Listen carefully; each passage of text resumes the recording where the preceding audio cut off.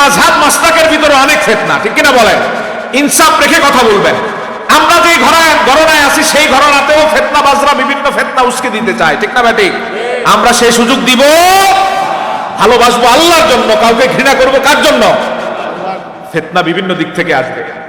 এই ফিতনাতে আপনি কিভাবে স্থির থাকবেন সেই মেথডটা নবীজি সাল্লাল্লাহু আলাইহি সাল্লাম হাদিসের মাধ্যমে বলেছেন। চারটা জিনিসের প্রতি ঈমানদার ইনসাফ করলে, চারটা জিনিস সমন্বয় করলে, চারটা বিষয় একসাথে ধারণ করলে আল্লাহ তাকে ফিতনার থেকে রক্ষা করে জান্নাতের পথে রাখবেন। সুবহানাল্লাহ। এবং এই সময় যদি আপনি ইবাদত করার সুযোগ পান, মানে ঈমানটা ধরে রাখতে পারেন, তিরমিজির বর্ণনায় নবীজি বলেছেন এক একটা সেজদার দাম তামাম দুনিয়ার সব বিষয়ের থেকে আল্লাহর কাছে বেশি দাম। ঈমান ধরে রাখা কঠিন, সে ধরে রেখেছে, ইবাদত করেছে, তার দাম আল্লাহর কাছে অনেক বেশি।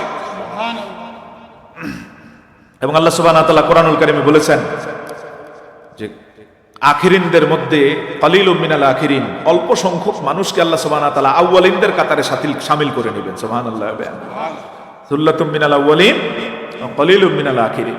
আউয়ালিন মানে হচ্ছে রাসূলুল্লাহ সুহবত প্রাপ্ত সাহাবায়ে কেরাম, আর আখিরিন মানে হচ্ছে শেষ জামানায় জিহাদ করে, শয়তানের মোকাবেলা করে, ফিতনার মোকাবেলা করে, চারটা জিনিসকে সমন্বয় করে যারা ঈমান ধরে রাখতে পারবে, একই জান্নাতে সাহাবায়ে কেরামের সাথে রাসূলের কদমে তাদেরকে আল্লাহ জান্নাত দিয়ে দিবেন। নবী সাল্লাল্লাহু আলাইহি ওয়াসাল্লাম এক হাদিসে বলেন 25 জন, তোমাদের মতো 25 জনের ফজিলত আল্লাহ শেষ জামানার এক একজনকে দিবেন। সাহাবায়ে কেরাম বলেন, ইয়া রাসূলুল্লাহ, আমাদের মতো 25 জন? নবীজি বলেন, হ্যাঁ, তোমাদের মতো 25 জন। ওই সময় ঈমান ধরে রাখাই কঠিন। যারা চার জিনিসকে সমন্বয় করে ঈমান ধরে রাখবেন তাদেরকে আল্লাহ সুবহানাহু ওয়া তাআলা ক্ষেত্র বিশেষ সাহাবীদের থেকে বেশি মর্যাদা দিবেন। সুবহানাল্লাহ। আর আস্তে কথা, আমি শুধু হাদিস বলছি, নিজের থেকে একটা কথা বলি নাই, সবগুলো অনুবাদ বলছি।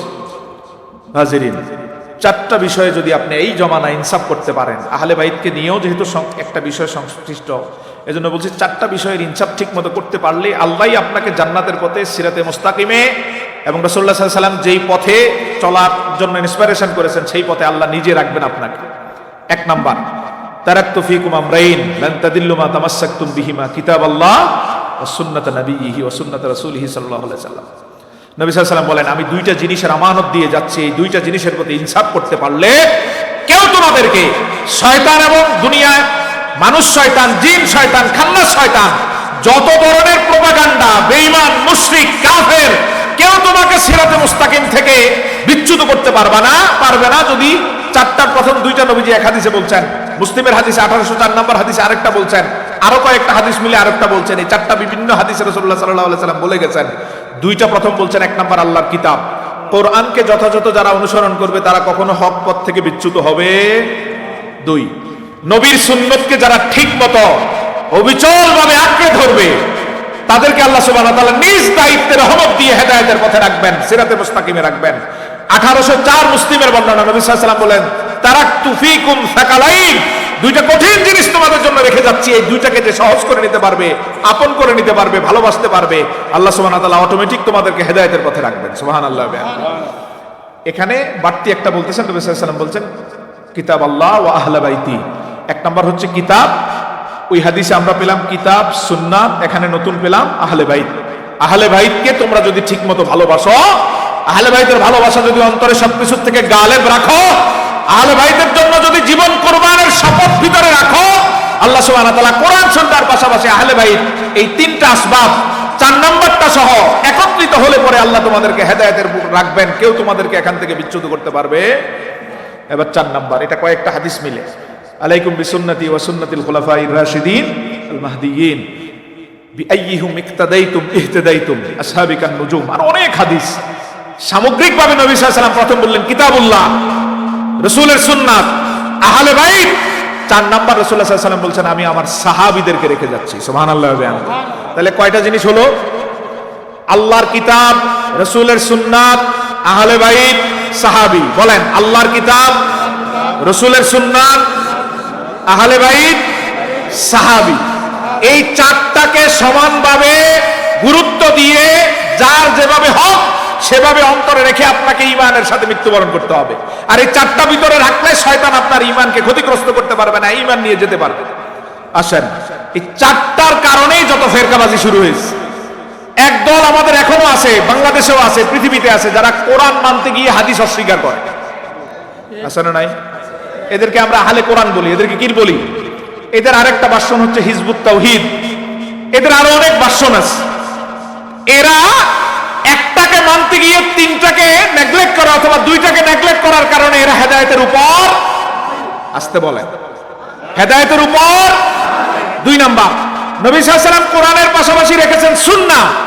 এই সুন্নাহকে কেন্দ্র করে সহিহ হাদিসের লেভেল লাগিয়ে, সহিহ হাদিসের শব্দ দিয়ে ধোঁকা দিয়ে একদল আমাদের সমাজে অসংখ্য হাদিস অস্বীকার করছে, ঠিক কিনা বলেন? এদেরকে কি বলে? জোরে বলেন। এরা হকের উপর, আরো জোরে বলতে হবে, হকের উপর। কেন নাই? কোরআন মানে, রাসূলের সাহাবীদেরকে মানে, আহলে বাইত মানে, কিন্তু রাসূলুল্লাহর একটা হাদিসকে মানতে গিয়ে আরো 10টা হাদিসকে অস্বীকার করে, ঠিক কিনা বলেন? এরা হকের উপর। এবার আসেন, আরেক দল আছে রাসূলের আহলে বাইতকে ভালোবাসতে গিয়ে সাহাবীদেরকে গালি দেয়, আছে না নাই? এরা হকের উপর। ওই 3টা মানছে, একটা মানে নাই, হকের উপর থেকে সরে গেছে। এদের অনেক শাখা বের হয়েছে। আহলে বাইতকে মানতে গিয়ে রাসূলের সাহাবীদেরকে গালিগালাজ করা লোকগুলো হয় শিয়া না হয় রাফিজি। এর মধ্যে থেকে আরো অনেক বের হয়েছে। শিয়াদের মধ্যে থেকে 12টা বের হয়েছে। যাই হোক, ওই 72 দলের মধ্যে অন্যতম শিয়া রাফেজ। তারা আহলে বাইতকে ভক্তি ভালোবাসা করতে গিয়ে মুয়াবিয়া রাদিয়াল্লাহু তাআলাকে গালি দেয়, আবু বকর সিদ্দিক রাদিয়াল্লাহু তাআলাকে গালি দেয়, ওমর রাদিয়াল্লাহু তাআলাকে গালি দেয়, অথবা উসমান রাদিয়াল্লাহু তাআলাকে বিভিন্ন ভাষায় কটাক্ষ করে। এরা হকের উপর নাই। এবং আরো একদল আছে, আরেক দল আছে সাহাবীদেরকে মেয়ারে হক মানে না, সত্যের মাপকাঠি মানে না, সাহাবীদের উন্মুক্ত সমালোচনা তাদের মাহফিলের প্রতিপাদ্য বিষয় বানায়। তো আমরা চোখ বন্ধ করে বলতে পারি শিয়া রাফিজেদের মতো এরাও পথভ্রষ্ট, ঠিক কিনা বলেন? চিনে নেবেন এরা কারা। কারা সাহাবীদেরকে সত্যের মাপকাঠি মানে না, এরা আমাদের সমাজে আছে, আশেপাশে আছে, আমাদের মিম্বর দখল করে আছে, ঠিক কিনা বলেন? এরা বলে সাহাবীরা সত্যের মাপকাঠি না, এরা বলে সাহাবীরা মেয়ারে হক না, আবার নিজেদেরকে ইসলামের মহৎ আন্দোলনের কর্মী দাবি করে। নাউজুবিল্লাহ বলবেন না?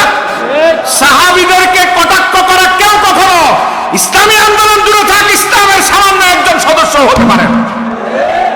ইসলামী আন্দোলন তো পরের বিষয়। সাহাবীদের শানে যারাই বেয়াদবি করবে তারা ইসলাম থেকে খারেজ হয়ে যাবে, ঠিক কিনা বলেন? তাহলে একদল আহলে বাইতকে ভালোবাসতে গিয়ে সাহাবীদের বিদ্বেষ করে, এরাও হকের মধ্যে নাই। আরেক দল সাহাবীকে ভালোবাসতে গিয়ে আহলে বাইতের বিরুদ্ধে কথা বলে, আছে না? খারিজি, নাসিবি, খারিজি, কথা বলেন, খারিজি নাসিবিরা আহলে বাইতের বিরুদ্ধে কথা বলে, খারিজিরা আহলে বাইতের বিরুদ্ধে কথা বলে। খারিজিরা কি বলে? খারিজিরা বলে ইমাম হুসাইন রাদিয়াল্লাহু তাআলা আনহুই দোষ করেছেন। ইমানি আওয়াজে বলতে পারেন না, এই কথা সমর্থন করেন না, ঘৃণা প্রকাশ করেন? আওয়াজ দিয়ে বলতে হবে নাউযুবিল্লাহ। যারা বলে কারবালায় ইমাম হুসাইন দোষ করেছেন তারা খারিজি, তারা নাসিবি, এরা ঘুমটাওয়ালার সূরতে আহলে খবিস নাম দিয়ে। সাবধান থাকতে হবে। খারিজিদের আপডেট ভার্সনের একটা অংশ, তো ইমাম হুসাইন সেখানে না গেলেই তো হতো। জোরে বলেন নাউযুবিল্লাহ। ইমাম হুসাইন মসনদ দখল করার জন্য সেখানে গিয়েছেন, নাউযুবিল্লাহ বলেন। আরো অনেক অনেক কথা আপনারা এগুলো জানেন, বাড়াচ্ছি না। কেউ যদি বলে ইমাম হুসাইন সেখানে গিয়ে দোষ করেছেন, নাউযুবিল্লাহ, সাথে সাথে কেন বেঈমান হবে? কারণ সে সেই দোষটা আল্লাহকে দিচ্ছে, নবীজিকে দিচ্ছে। মোজাম তাবরানির 3টা বর্ণনা সহিহ হাদিস, মোজামুল ওসিত, মোজামুল কবির, মোজামুল আওসাত এবং মোজামুল সগীর, 3 হাদিসে 3 কিতাবে উনি আনছেন ইমাম তাবরানি, কবির, আওসাত, সগীর। ইমাম আহমদ বিন হাম্বল মুসনাদ আহমদের 2 বর্ণনা এনেছেন। নবীজি সাল্লাল্লাহু আলাইহি ওয়াসাল্লাম আম্মাজান উম্মে সালামা রাদিয়াল্লাহু তাআলা আনহার ঘরে বসা, জিবরিল আমিন আসলেন, কথোপকথন হচ্ছে, আম্মাজান উম্মে সালামা বেড়ার ওই পাশে। এমন সময় ইমাম হাসান হোসেন রাদিয়াল্লাহু তাআলা আনহুমা 2 জনে আসলেন, নবীজি সাল্লাল্লাহু আলাইহি ওয়াসাল্লামের 2 উরুতে বসলেন। নবী সাল্লাল্লাহু আলাইহি ওয়াসাল্লাম তাদেরকে চুমু খাচ্ছেন। আল্লাহর হাবিব সাল্লাল্লাহু আলাইহি ওয়াসাল্লাম এদেরকে এত বেশি ভালোবাসা দিয়েছেন, সারা শরীরের এমন কোনো অংশ নাই নবীজির চুমু মুবারক যাদের গায়ে নাই। সুবহানাল্লাহ বলেন। আমরা হাদিসগুলো বলবো ইনশাআল্লাহ যদি সময় পাই। আল্লাহর হাবিব সাল্লাল্লাহু আলাইহি ওয়াসাল্লাম 2 জনকে চুমু খাচ্ছেন। জিবরিল আমিন বলতেছেন, ইয়া রাসূলুল্লাহ, এই 2 নাতিকে আপনি অনেক বেশি ভালোবাসেন, কিন্তু আল্লাহ সুবহানাহু ওয়া তাআলা জানিয়েছেন 2 জনের একজন বিষ পানে, আরেকজন বিষ খেয়ে আরেকজন কারবালার ময়দানে শাহাদাত বরণ করবে, দুজন শহীদ হবে। ফয়সালা কার? জানাচ্ছেন কে?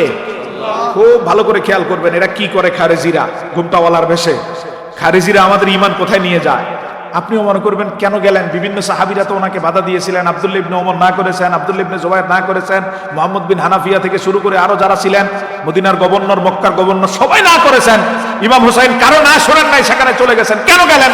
না গেলেই তো পারতেন, ভালো ছিল। এইরকম কিছু সফট কথা ওরাও আমাদের কানে বলে, আমাদের মধ্যে মডারেট কিছু এগুলো বিশ্বাসও করে, ঠিক কিনা বলেন? আপনি যদি বলেন কেন গেলেন, আমি বলবো তিনি যান নাই, আমার আল্লাহ তিনাকে মদিনার থেকে সেখানে নিয়ে গেছেন। তিনি যান নাই, নবীজি প্রেসক্রিপশন করে বলে গেছেন তোমাকে অমুক সময় সেখানে যেতে হবে। আল্লাহর পক্ষ থেকে কেমন ফরমান? চুমু খাচ্ছেন, নবী সাল্লাল্লাহু আলাইহি ওয়াসাল্লামকে বলছেন ইয়া রাসূলুল্লাহ দুইজন দুইভাবে শহীদ হবে। নবী সাল্লাল্লাহু আলাইহি ওয়াসাল্লামের চোখ মোবারক দিয়ে পানি গড়াচ্ছে। রাসূলুল্লাহ সাল্লাল্লাহু আলাইহি ওয়াসাল্লাম সহ্য করতে পারেন নাই, নিজের নাতিগুলো এইভাবে চলে যাবে দুনিয়া থেকে। আল্লাহর হাবিব সাল্লাল্লাহু আলাইহি ওয়াসাল্লাম চোখ দিয়ে পানি পড়ছে আর হাতটা এইভাবে প্রসারিত করলেন। প্রসারিত করে কিছুক্ষণ পরে মুষ্টিবদ্ধ করে হাত ফিরিয়ে এনে হাত মুঠ খুলে জিবরিলকে বললেন, ভাই এই দেখো, এটাই হচ্ছে কারবালার সেই মাটি যেখানে আমার হুসাইনের লাশ পড়বে। কারবালা, মদিনার থেকে হাত বাড়িয়ে হাত চলে গেছে কোথায়? কথা কয় না, জোরে বলে না কথা। নবীজি কোথায়? রাসূলুল্লাহর হাত চলে গেছে কোথায়? বুখারী মুসলিমের শর্তে সহিহ হাদিস। কারবালার ওই মাটি নবীজি নিয়ে আসলেন। জিবরিলকে দেখানোর পরে আম্মা জান উম্মে সালামা বলেন, নবীজি আমার কাছে মাটিগুলো দিয়ে বলেন, ইজা তাহাওয়ালাত হাযিহি তুরবাতু দামান ফালামি আন্না বিনি কাদ কুতিলা আন্না হুসাইনান কাদ কুতিলা। কোন বর্ণনায় রাসূলুল্লাহ সাল্লাল্লাহু আলাইহি সাল্লাম বলেন, আম্মা জান উম্মে সালামা বলেন, মাটিগুলো আমার হাতে নবী সাল্লাল্লাহু আলাইহি সাল্লাম দিলেন, দিয়ে বললেন, উম্মে সালামা মাটিগুলো রাখো কোনো শিশিতে পরম যত্নে। কোনো একদিন যখন দেখবা মাটি আর মাটি নাই, রক্ত হয়ে গেছে, বুঝবা আমার হুসাইন আর দুনিয়ায় নাই। এই মাটি এখন থেকে মাটি থাকবে। 10ই মুহররম তারিখটা বলেন নাই, কোন একদিন মাটিটা রক্ত হয়ে যাবে। যেদিন রক্ত হয়ে যাবে তুমি বুঝে নিবা হুসাইন আর দুনিয়াতে। হুসাইন কারবালাতে যাবে, ফয়সালা কার? আর জোরে বলেন। আমরা তো এমনও বলি, যার মৃত্যু যেখানে তাকে সেখানে যেতেই, কেউ আটকে রাখতে পারবে? নিবে কে? অতএব ইমাম হুসাইনকে সেখানে নেওয়ার ফয়সালাটা কার? কেউ যদি এই ফয়সালা নিয়ে কথা বলে, সে আমার আল্লাহর উপর কথা বলবে, ঠিক কিনা বলেন? ঈমান আছে না গেছে? আসেন, নবী সাল্লাল্লাহু আলাইহি ওয়াসাল্লাম আবার, এবং এই স্বপ্নটারও নবী সাল্লাল্লাহু আলাইহি ওয়াসাল্লাম কি কষ্ট পেয়েছেন আমরা ভিন্ন আঙ্গিকে বলবো, তখন আরেকটা হাদিস আসবে উম্মে সালামা রাদিয়াল্লাহু তাআলা, এখানে আর বলছি না। তো আমরা এখন মোটা দাগে এটা জেনে রাখি, ইমাম হুসাইন কারবালাতে গেছেন, ফয়সালা কার? আর সুসংবাদ নবীজির, ঘোষণা দিয়েছেন নবীজি। আরেক হাদিসে চোখের পানি ছেড়ে দিয়ে ইমাম হুসাইন বলেন, আমারে বিভিন্ন জন বাধা দেয়, আমারে মুহাম্মদ বিন হানাফিয়া বাধা দেয়, আমার আব্দুল্লাহ ইবনে ওমর বাধা দেয়, আমারে অনেক সাহাবী বলে আপনি সেখানে যাবেন না, কুফাবাসী আপনার প্রতি আপনার সঙ্গ দিবে না, ছেড়ে দিবে আপনাকে। উনিও জানেন কুফাবাসী সাথে থাকবে না। আপনি যদি মনে করেন কুফার চিঠিতে ভর করে ইমাম হুসাইন গিয়েছেন, আপনি সঠিক সন্ধান তত্ত্বটাকে বের করে আনতে পারেন নাই। খেলাফত নিজে মস্তদে বসার জন্য সেখানে তিনি যান নাই, খেলাফতের দাবি নিয়েও সেখানে তিনি যান নাই, তিনি সেখানে চিঠির আহ্বানেও যান নাই। আমার রাসূলের সুসংবাদ জানতেন তিনি, চোখের পানি ছেড়ে দিয়ে বলেন, আমি কারে কিভাবে বুঝাই? অনেকেই অনেক ভাবে বলে, আমি কেমনে তাদেরকে বুঝাই? আমি তো আমার সিদ্ধান্তে যাচ্ছি না। নবীজি একদিন আমারে ডেকে বলছেন, ছোট্ট বয়স, 7 বছর বয়স আমার, শেষ সময় নবীজি আমারে বলছেন, হুসাইন এমন একটা সময় আসবে যখন তুমি নিঃসঙ্গ হয়ে যাবে, তবে সত্যের জান্ডা বহন করার জন্য শাহাদতের বাণী আল্লাহ তোমারে সুদ করাবেন। বলেন সুবহানাল্লাহ। তো আমার নবী আমারে বলে গেছেন আমি সেখানে যেতে হবে। আমি জনে জনে তো বুঝাইতে পারবো না যে নবীজি বলছেন আমারে আমি সেখানে যাই। এজন্য তিনি চুপ থাকতেন, যে যেভাবে বলতেন চুপ থাকতেন, সেখানে গেছেন। তাহলে সেখানে যাওয়াটা ওনার নিজের ব্যক্তিগত সিদ্ধান্ত ছিল? আরো জোরে বলতে হবে। সালাফি আহলে খবিস আহলে হাদিসের দল মোটা দাগে প্রচার করে, বেঈমানরা খারিজিরা নাসিবিরা মোটা দাগে প্রচার করে যে ইমাম হুসাইন সেখানে না গেলেও পারতেন, ক্ষমতার জন্য গিয়েছেন। নাউজুবিল্লাহ, জোরে কর। ইমাম হুসাইন ক্ষমতার জন্য যান, স্পষ্ট বলেছেন খলিফা যে হওয়ার সে হবে, আমি খলিফা হওয়ার দাবিও করছি না। আমি বলতেছি খেলাফতের সিস্টেম নবীজি যেভাবে রেখে গেছেন সেভাবে রেখে দাও। মুসলমানরা পরামর্শের ভিত্তিতে আমারে অথবা যারাই খলিফা বানাক আমার কোনো আপত্তি নাই। তিনি ইসলামী সিস্টেম রক্ষা করার জন্য গিয়েছেন, নিজের মসনদ দখলের জন্য যান। কনসেপ্ট ক্লিয়ার হতে হবে। নিজের ইচ্ছায় সেখানে যান, ফরমান কার? ইমাম হোসাইন সেখানে যাওয়ার ব্যাপারে হুকুম ফয়সালা কার? সুসংবাদ নবীজি দিয়ে গেছেন, এটা কেউ রদ করতে পারবে না। ভবিষ্যৎবাণী গায়েবের খবর নবীজি প্রকাশ করে গেছেন। তিনি সেখানে রাসূলুল্লাহর কথা এবং আল্লাহর আদেশের বাস্তবায়নের জন্য গেছেন, ক্ষমতার মসনদ দখল করতে যান নাই। একটা দাবি নিয়ে গেছেন, আমি ক্ষমতা চাই না, আমি খেলাফত চাই না। পরামর্শের ভিত্তিতে মুসলমানরা যারে খলিফা বানবে আমি তাকেই চাই, শুধু এই সিস্টেমটা তোমার মুলুকিয়াতের মধ্যে ছেড়ে দিতে চাই না, স্বৈরতন্ত্রের মধ্যে ছেড়ে দিতে চাই না, স্বৈরাচার নিজের মন মতো করবা এটার মধ্যে ছেড়ে দিতে চাই না। মুসলমানরা পরামর্শ করে যাকে খলিফা মানবে সেই সিস্টেমের উপর ইসলামী খেলাফতকে রেখে যেতে চাই। সুবহানাল্লাহ। তাহলে গেছেন কার ইচ্ছায়? আর গেছেন ক্ষমতার জন্য নাকি ইসলামী একটা জিনিসকে সুন্দর করে কিয়ামত পর্যন্ত রেখে যাওয়ার জন্য? হ্যাঁ, ক্ষমতার জন্য যান নাই, ক্লিয়ার হবে। হাজিরিন, কারবালা আমাদের যে শিক্ষাগুলো দিয়ে যায়, আমি শিক্ষাগুলো নিয়ে মূল কথা বলবো। তাহলে প্রথমে আমরা চারটা জিনিসের উপর ইনসাফ করার জন্য স্পষ্ট ঘোষণা দিতে যাচ্ছি। কোরআনকে মানবো পরিপূর্ণভাবে, কোরআনের ব্যাখ্যা গ্রন্থ রাসূলুল্লাহ সুন্নাহকে মানবো পরিপূর্ণ। আহলে খবিশের মতো একটাকে মানতে গিয়ে আরেকটাকে অস্বীকার করব। শুধু ইমাম আবু হানিফাকে কাউন্টার দিতে গিয়ে আহলে খবিশরা যে কত সহিহ হাদিস অস্বীকার করে, শুধু ইমাম আবু হানিফার সাথে বিদ্বেষ করার জন্য, মাযহাবের প্রতি বিদ্বেষ করার জন্য সহিহ হাদিসকে মুখের উপর বলে দেয় এটা জাল। নাউজুবিল্লাহ কর। আমরা এরকম হব? 3 নাম্বার, আহলে বাইতকে ভালোবাসতে গিয়ে মুআবিয়া রাদিয়াল্লাহু তাআলা থেকে শুরু করে কোন সাহাবীর সম্মানে আঘাত করব।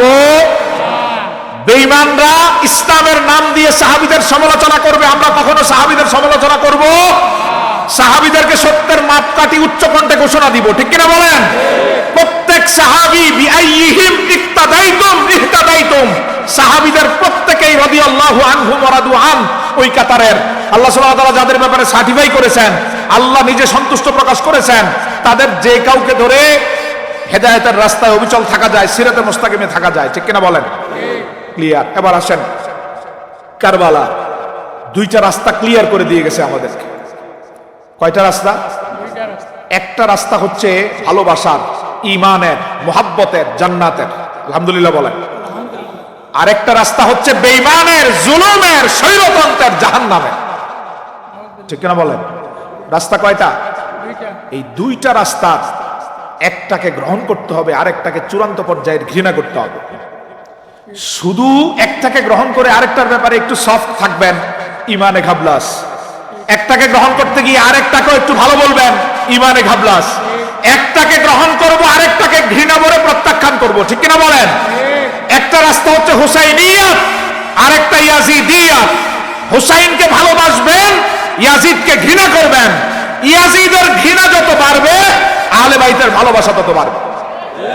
ইয়াজিদের ঘৃণা যত বাড়বে, আপনার ঈমান তত মজবুত হবে। হুসাইনের প্রেম যত বাড়বে, অপরদিকে ইয়াজিদের প্রতি অটোমেটিক ঘৃণা তৈরি হবে, ঠিক কিনা বলেন? স্পষ্ট 2টা রাস্তা, ব্যালেন্স করার সুযোগ নাই। কারা ব্যালেন্স করছে আপনারা চোখ কান খোলা রেখে দেখবেন। হযরত ইয়াজিদ, ইয়াজিদ রাদিয়াল্লাহু আনহু, ইয়াজিদ রাহমাতুল্লাহি আলাইহি, ইয়াজিদ 100 রাকাত তাহাজ্জুদ পড়তো। ইয়াজিদ হাফেজে কোরআন ছিল। 3 বছর আগের বক্তব্য মিয়া, 100 বছর আগের। এই সময়ে এসো এই সমস্ত উন্মাদরা হুসাইন রাদিয়াল্লাহু তাআলার প্রতি বিদ্বেষ সরাসরি ঘোষণা করে না, ইয়াজিদের প্রশংসা করে বুঝায় দেয় এরা হুসাইনকে ভালোবাসেন, ঠিক কিনা বলেন? 100 রাকাত তাহাজ্জুদ পড়তো, ইসলামের অনেক বড় অবদান রেখেছেন। নাউজুবিল্লাহ কন। যুদ্ধের ময়দানে নাকি অনেক অনেক কিছু করছে। গাঁজা খাওয়ার কারণে মাথায় আসছে, কিতাবের কোনো পাতা এগুলো পাওয়া যায় না। এগুলো গাঁজার প্রভাব, কথা কয় না? কিসের প্রভাব? উন্মাদনার প্রভাব, মাতলামির প্রভাব। কোন কিতাবে ইয়াজিদের পক্ষে এগুলো নাই। কিতাবে আছে ইয়াজিদ আত্মীয়তার সম্পর্ক কর্তন করত। আপনি খুলেন বিদায়া ওয়ান নিহায়া, তাবারি, ইবনে সাআদের তাবাকা, আরো যত তারিকুল খুলাফা সহ যতগুলো খুলেন সবগুলোতে দেখবেন কিছু না কিছু বর্ণনা এমন পাবেন। ইয়াজিদ মদ পান করত, নামাজ ছেড়ে দিত। ইয়াজিদ ইসলামী শরীয়তের অনেক কিছুকে অস্বীকার করত। ইয়াজিদ রাসূলুল্লাহ সাল্লাল্লাহু আলাইহি ওয়াসাল্লামের পরিবারের নামে কটূক্তি করত। নাউজুবিল্লাহ বলেন। হারাম নারীদেরকে সে বিয়ে করতে ফতোয়া জারি করত যে এদেরকে বিয়ে করা যাবে। নাউজুবিল্লাহ কন। 3 বছর ছিল খেলাফতে। কয় বছর? খেলাফতটা না মুলকিয়াত, স্বৈরতন্ত্রে 3 বছর ছিল। প্রথম বছরে নবী পরিবারের সদস্যদের রক্তে তার হাতকে রঞ্জিত করেছে, ঠিক কিনা বলেন? এখানে আবার ঘুমটাওয়ালাদের পাবেন। কাদেরকে? কথা বলেন। ঘুমটাওয়ালা কারা? আচ্ছা, খবিশ। কি কয় জানেন? ইয়াজিদ ছিল শামে, হোসাইন রাদিয়াল্লাহু তাআলার শাহাদাত কারবালা, তিনি তো সেখানে উপস্থিত ছিলেন না। এটা বলে বুঝাইতে চায় ইয়াজিদ হোসাইন রাদিয়াল্লাহু তাআলা হত্যায় দায়ী না। আমরা 5টা বিষয় উল্লেখ করি, আপনার বিবেক কি বলে দেখেন। 1 নাম্বার, খুজ হুসাইনান আব্দুল্লাহ ইবনে ওমর আব্দুল্লাহ ইবনে জুবায়ের আখজান শাদীদান লাইসাত ফিহি রুকসা, লাইসাত ফিহা রুকসা। ইয়াজিদ চিঠি লিখেছেন মদিনার গভর্নরের কাছে, যে সে জানে ইমাম হোসেন রাদিয়াল্লাহু তাআলা আব্দুল্লাহ ইবনে ওমর থেকে শুরু করে আরো জলিলুল কদর অনেক সাহাবী তার বায়াত গ্রহণ করে। এটা ঘটনার অনেক আগে মসনদে বসার সাথে সাথে চিঠি লিখেছে, যতক্ষণ পর্যন্ত ইমাম হোসাইন আমার বায়াত না নিবে ততক্ষণ পর্যন্ত শক্তভাবে তার উপর অত্যাচার শুরু করো। নাউজুবিল্লাহ। আখদান শাদীদা, শক্তভাবে পাকড়াও করো। লাইসাত ফিহা রুকসা, এখানে কোনো ধরনের অনুকম্পা অনুগ্রহ থাকবে, কোনো দয়া দেখাবো না। পাকড়াও করো, শাস্তি দিতে থাকো যতক্ষণ বায়াত না নেয়। এই প্রথম আদেশ। মসনদে বসেই প্রথম আদেশটা দিয়েছেন স্বৈরতন্ত্রের আদেশ, জুলুম করো, অত্যাচার করো, তাও নবী পরিবারের লোকের সাথে। তারপর ইমাম হুসাইন রাদিয়াল্লাহু তাআলা ওনার শির মোবারক যায়েদ ইবনে আরকাম থেকে শুরু করে আরো অনেকে বর্ণনা করেছেন, উবাইদুল্লাহ জিয়াদের কাছে নিয়ে গেছে। উবাইদুল্লাহ জিয়াদ ছেলেকে পাঠিয়ে দিয়েছেন শামে ইয়াজিদের কাছে। ইয়াজিদ নবীজি সাল্লাল্লাহু আলাইহি সাল্লাম কলিজার টুকরা, কি ভালোবাসা দিয়েছেন নবীজি সাল্লাল্লাহু আলাইহি সাল্লাম ইমাম হুসাইনকে।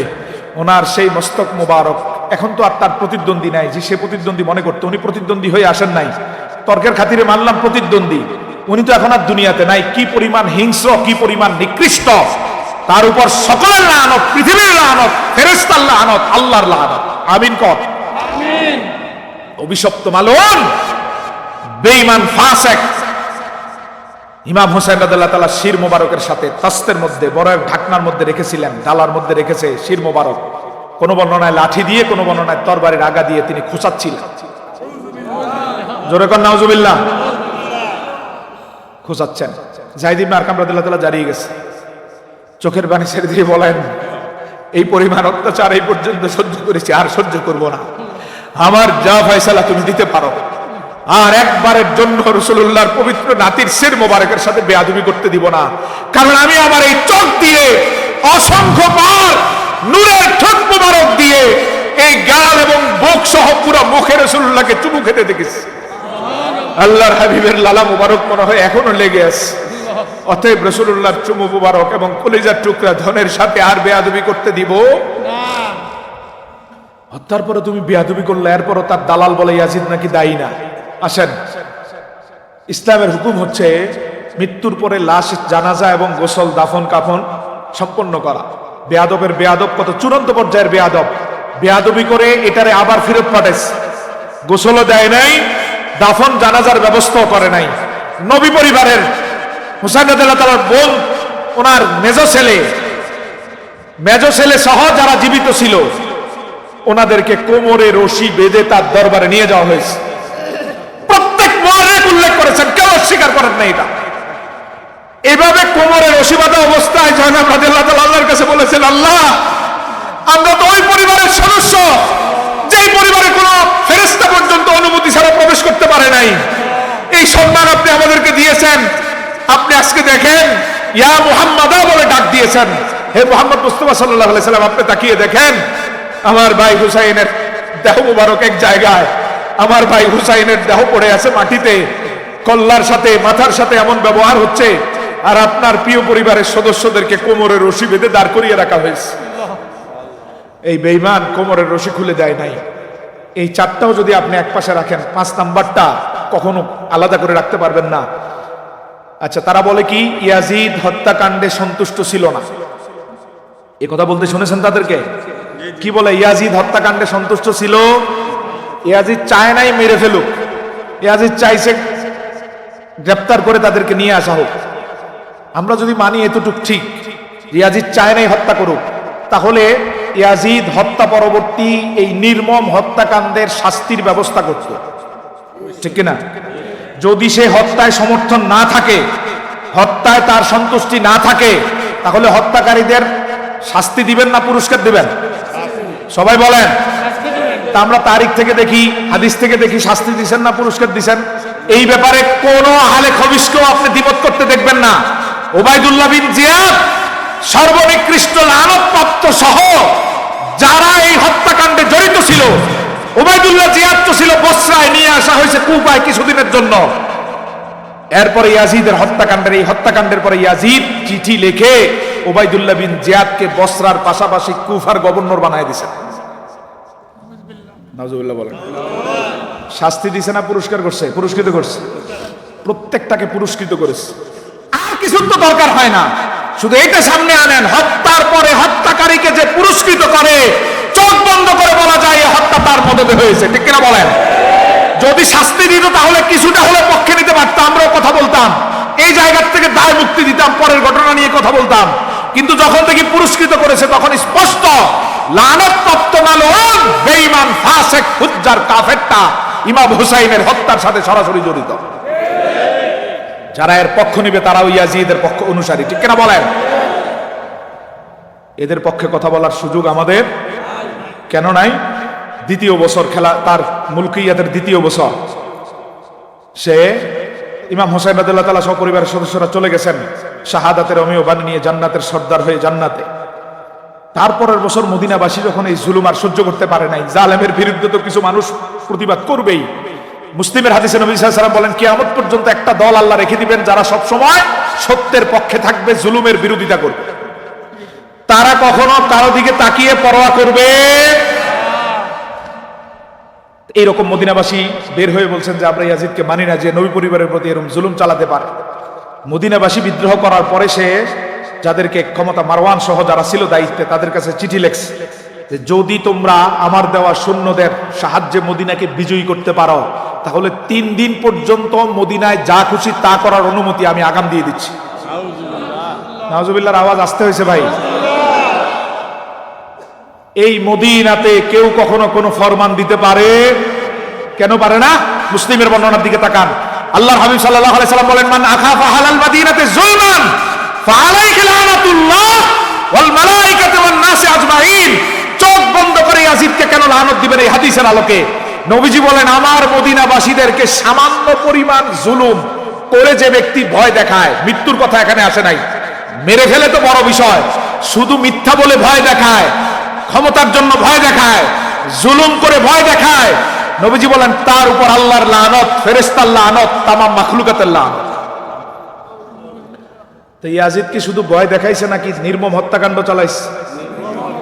3 দিনের জন্য বৈধ করে দেওয়া লোকটাকে নিঃসন্দেহে চোখ বন্ধ করে লানত দেওয়া যায়, ঠিক কিনা বলেন?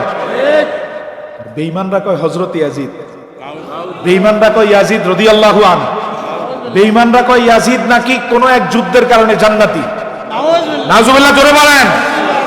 এরা এদের বাপকে এতটুকু মর্যাদা দেয় না যতটুকু ইয়াজিদকে মর্যাদা দেয়। আল্লাহ এদের থেকে আমাদের ঈমান হেফাজত করে, বলেন আমিন। কি করছে 3 দিনে? দেখেন মুসলিমের বর্ণনা, আইয়ামুল হাররা, সহিহ মুসলিমের হাদিস। 3 দিনে এত বিশাল হত্যাকাণ্ড চালানো হয়েছে, হত্যাযোগ্যতা চালানো হয়েছে। 700 সম্ভ্রান্ত পরিবার, মুহাজির আনসার পরিবারের 700 সদস্য, সাহাবী পরিবারের বড় বড় কাছাকাছি লোকদেরকে, গুরুত্বপূর্ণ ব্যক্তি 700 জনকে হত্যা করছে। 10,000 মদিনার আশেপাশের সাধারণ মানুষকে হত্যা করা হয়েছে। 10,700 মোট হত্যা। 1,000 নারীর সম্ভ্রম লুটে দেওয়া হয়েছে। ওই যে বেঈমানটা বলেছিল, কাফেরটা বলেছিল 3 দিন মদিনাতে যা খুশি করতে পারবা, এই কথা বলে দেওয়ার কারণে তার বাহিনী, মারওয়ানের নেতৃত্বের বাহিনী মদিনাতে এহেন কোন নির্মমতা নাই যেটা মদিনায় চালায় নাই। ঘরবাড়ি ভেঙে দিয়েছে, রক্তের স্রোত বইয়ে দিয়েছে, গাছ, মদিনার খেজুর গাছগুলো কেটে ফেলেছে। 3 দিন সবচেয়ে যেই নির্মমতা, দাজ্জালও যেটা করতে পারবে না তার থেকে নির্মমতা ইমাম হোসাইন, মদিনাবাসী এবং রাসূলের পবিত্র শহরের সাথে ইয়াজিদ তার বাহিনী করেছে। 3 দিন মসজিদে নববীতে আযান ইকামত জামাত হয় নাই। জোরে কর নাউজুবিল্লাহ। কয়দিন? 3 দিন। দাজ্জালের সময় মদিনা, নবী সাল্লাল্লাহু আলাইহি ওয়াসাল্লাম মুসলিমের হাদিসে বলছেন, লাঠি দিয়ে আঘাত করে করে, আমার এই মদিনা এত পবিত্র, আল্লাহর হুরমতের মক্কা এত পবিত্র, এই 2 জায়গায় দাজ্জাল প্রবেশ করবে না, পৃথিবীর সব জায়গায় যাবে। এই মৌলভীবাজারও আসবে, আপনার এই শিল্পকলাতেও আসবে দাজ্জাল। তার পদচারণা সব জায়গায় পড়বে, 1 ইঞ্চি মাটিও খালি থাকবে না। 40 দিনে মাত্র, 40 দিনে মুসলিমের হাদিসে রাসূলুল্লাহ সাল্লাল্লাহু আলাইহি ওয়াসাল্লাম বলছেন পুরো পৃথিবী সয়লাভ করবে, কিন্তু মক্কা মদিনায় ঢুকতে পারবে। সারা পৃথিবীতে তাণ্ডব চালাবে, মক্কা মদিনায় কিছু করতে পারবে। এটা দাজ্জালের চেয়েও বড় দাজ্জাল, কথা কয় না? ইয়াজিদ এবং তার বাহিনী উত্তরসূরি বর্তমানের এগুলো দাজ্জালের চেয়েও বড় দাজ্জাল, ঠিক কিনা বলেন? সত্য বলতে ভয় পাওয়া যাবে? দাজ্জাল যেখানে ঢুকতে পারবে না, ওরা কি করে দেখেন, 3 দিন মসজিদে নববীতে আযান ইকামত হয় নাই। কেমনে বুঝবেন? সুনান দারমি 2য় খণ্ডের হাদিস। সাঈদ ইবনুল মুসাইয়াব, তিনি ছিলেন সাইয়্যিদুত তাবিঈনদের অন্যতম, 7 জন বড় তাবী, প্রণিধানযোগ্য তাবীদের একজন সাঈদ ইবনে মুসাইয়াব। তিনি বলেন, আমি মদিনাতে তখন মসজিদে নববীতে আটকা পড়েছিলাম, আর কেউ নাই। মসজিদে নববীতে আল্লাহ খালি রাখেন নাই, নামাজ হয়েছে, নামাজ থেকে মুক্ত রাখতে পারে নাই ইয়াজিদ বাহিনী, একজনকে আল্লাহ সেখানে বসায় দিয়েছেন। সুবহানাল্লাহ কম। তো এখন দরজা জানালা সব বন্ধ, আযান ইকামতের সময় সাঈদ ইবনে মুসাইয়াব রাদিয়াল্লাহু তাআলা রাহমাতুল্লাহি আলাইহি রাদিয়াল্লাহু তাআলা তিনি বলেন, আল্লাহর হাবিব সাল্লাল্লাহু আলাইহি ওয়াসাল্লাম রওজা মুবারকে 50 বছর পরের ঘটনা। তিনি বলেন, যখন দরজা জানালা বন্ধ, অন্ধকার, কখন ফজর, কখন জোহর, কখন আসর বুঝার কোনো উপায় নাই, আমি পরম বিপদে, আমি সাহায্য চেয়েছি আল্লাহর কাছে, আল্লাহর রাসূলুল্লাহর কাছে। বিহামহামাতিন ইয়াসমাউহা মিন কবরিন নবী সাল্লাল্লাহু আলাইহি ওয়াসাল্লাম, তিনি বলেন, আমি উম্মত, আমার সম্পর্ক সরাসরি রাসূলুল্লাহর সাথে।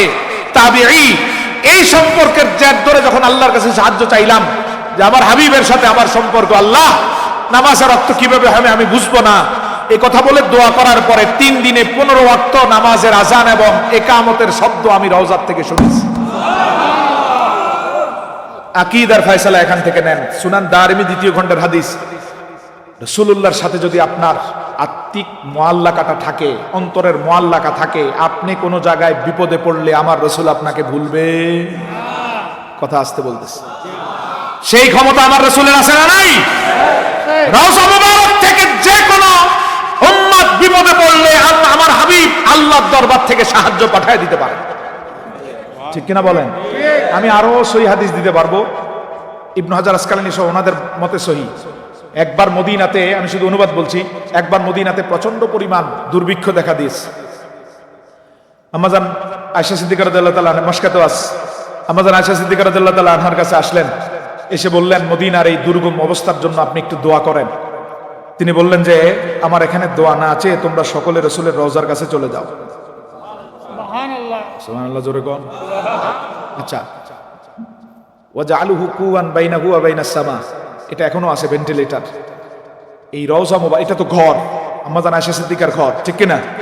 ঘরের অর্ধেক অংশে রাসূলুল্লাহ সাল্লাল্লাহু আলাইহি ওয়াসাল্লাম সহ 2 জন সাহাবীর রওজা মুবারকের এই অংশ, আর অর্ধেক অংশে আম্মাজান আয়েশা সিদ্দিকা 58 হিজরি পর্যন্ত এখানে থাকতেন।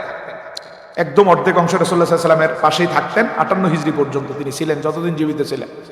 আম্মাজান আয়েশা সিদ্দিকা রাদিয়াল্লাহু তাআলা বলেন, আমাদের এই ঘর থেকে একটা জানালা, ভেন্টিলেটর সহজে এইরকম করিডোর একটা খোলো, যেটা থেকে সরাসরি আসমান দেখা যায়। এখনো রওজার সবুজ গম্বুজের একটা ভেন্টিলেটর দেখেন, বড় করে জুম করে ছবিটা, একটা ভেন্টিলেটর। ওই ভেন্টিলেটরটারে গম্বুজের মধ্যে তুর্কি সময়ে যখন সেটা সংস্কার করা হয়েছে, ভেন্টিলেটর রেখে দেওয়া হয়েছে।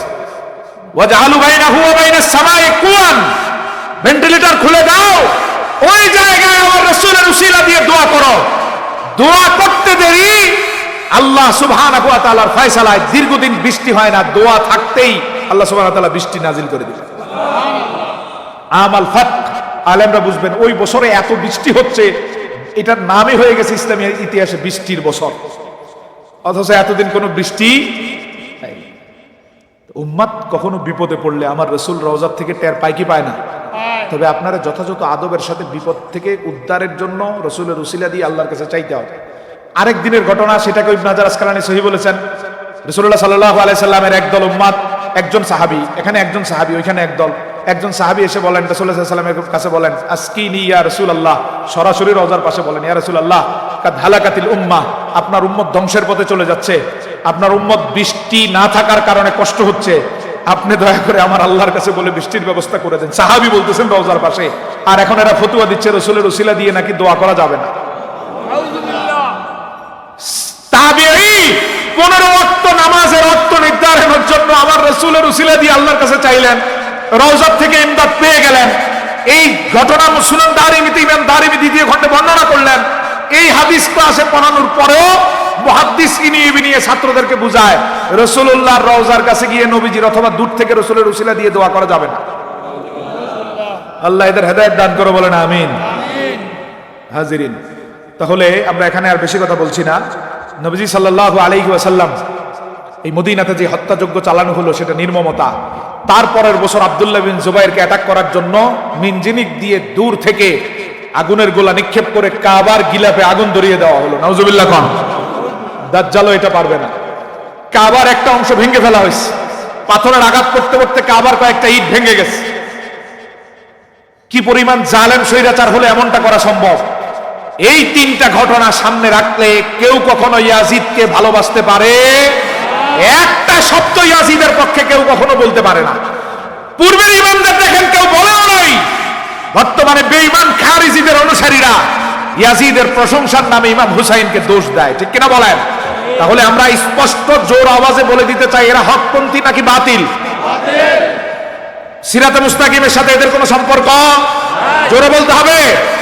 হেদায়েতের সাথে এদের কোনো সম্পর্ক? এই শিল্পকলার ভিতরে আমরা যাদের বাতিল বলছি, আমি আমার অবস্থান সমাজেও তাদেরকে স্পষ্টভাবে বাতিল ঘোষণা করতে আমার কোনো পরোয়া থাকবে না। এই নাপাকের আলোচনা আর করি না। ইমাম হুসাইন রাদিয়াল্লাহু তাআলা, আল্লাহর হাবিব সাল্লাল্লাহু আলাইহি ওয়াসাল্লাম হাদিসের বর্ণনাগুলো কত কঠিন দেখেন। ইমাম হুসাইনের ব্যাপারে আমার রাসূল সাল্লাল্লাহু আলাইহি সাল্লামের যে বর্ণনাগুলো, নবীজি সাল্লাল্লাহু আলাইহি সাল্লাম পৃথিবীর ইতিহাসে বিরল এমন দুইজন ব্যক্তিই আছেন, আর কেউ নাই। জন্মের পরে যাকে কোলে নিয়েছেন রাসূলুল্লাহ সাল্লাল্লাহু আলাইহি সাল্লাম, নাম রেখেছেন নিজে, তাহনিক করিয়েছেন নিজে, আকিকা করেছেন নিজের পকেটের টাকা দিয়ে, বাবা মাকেও আকিকা করতে দেন নাই, নিজে আকিকা করেছেন। শরীরের এমন কোন অংশ নাই চুমু খান নাই, সব সময় তাদের কাঁধে নিয়ে মদিনার রাস্তায় ঘুরতেন। রাসূলুল্লাহ সাল্লাল্লাহু আলাইহি ওয়াসাল্লাম রাসূলের সাইয়্যদ চিনিয়ে দিচ্ছেন, মুখে বলছেন ইন্না বিনি হাযা সাইয়্যদ। বুখারীর বর্ণনা, চিনে রাখো আমার এই ছেলেটা সাইয়্যদ। নাতি বলতেন না, সব সময় ছেলে বলতেন। এবং ওনারাও রাসূলুল্লাহকে নানা বলেন নাই, সব সময় বাবা ডাকতেন।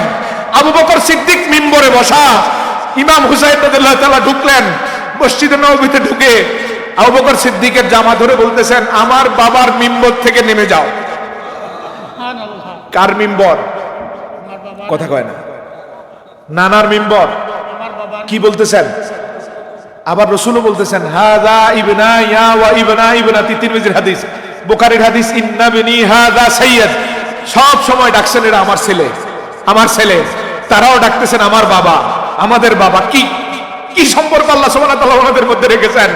নবী সাল্লাল্লাহু আলাইহি সাল্লাম একদিন আবু বকর ওমর ঢুকে দেখেন নবীজি হাঁটুতে ভর দিয়ে হাত এভাবে চারিজানু করে কাঁধের উপর ইমাম হাসান হুসাইনকে নিয়ে ঘুরতেছেন। আবু বকর সিদ্দিক রাদিয়াল্লাহু তাআলা কত উত্তম বাহন আর কত উত্তম বাহক। উপরে জান্নাতের সর্দার আর নিচে জান্নাতের মালিক। সুবহানাল্লাহ, জোরে কয় না ভাই? উপরে জান্নাতের যুবকদের সাইয়্যিদা শাবাবি আহলিল জান্নাহ। নামাজ আর থাকে কারো জন্য সিজদায় আপনি দেরি করতে পারবেন? রুকুতে দেরি করতে পারবেন?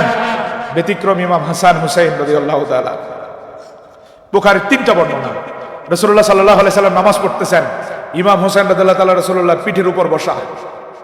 আল্লাহর হাবিব চেহারা মোবারক উঠাচ্ছেন না, উঠাচ্ছেন না, উঠাচ্ছেন না। একজন সাহাবী বলেন, দীর্ঘ সময় চলে গেছে, নবীজি চেহারা উঠান না, ভয় পেয়ে আমি মাথাটা উঠেছি। ওই সময় নামাজের এইরকম পরিবর্তিত, আমরা এখন যে সিস্টেমটা আছি সবকিছু একসাথে তো হয় নাই, আস্তে আস্তে। ওই সময় মাথা উঠানো যেত, কেউ সালাম দিলে জবাব দেওয়া যেত। এখন নামাজে সালামের কারো জবাব দেওয়া যায়? আসেন। এবং আয়াত নাজিল করছেন আল্লাহ। আলী রাদিয়াল্লাহু তাআলা নামাজ অবস্থায় একজনকে দান করছেন, আল্লাহ সুবহানাহু ওয়া তাআলা আয়াত নাজিল করে দিয়েছেন যে কতই না উত্তম দান। নামাজে থাকতেও মানুষ যখন চাইছে দান করে দিয়েছেন। এখন কি আপনি নামাজে থাকতে কাউরে টাকা দিতে পারবেন? নামাজের সিস্টেমটা আস্তে আস্তে আস্তে আস্তে আমাদের পর্যন্ত আসছে। ওই সময় নামাজে মাথা উঠানো যেত।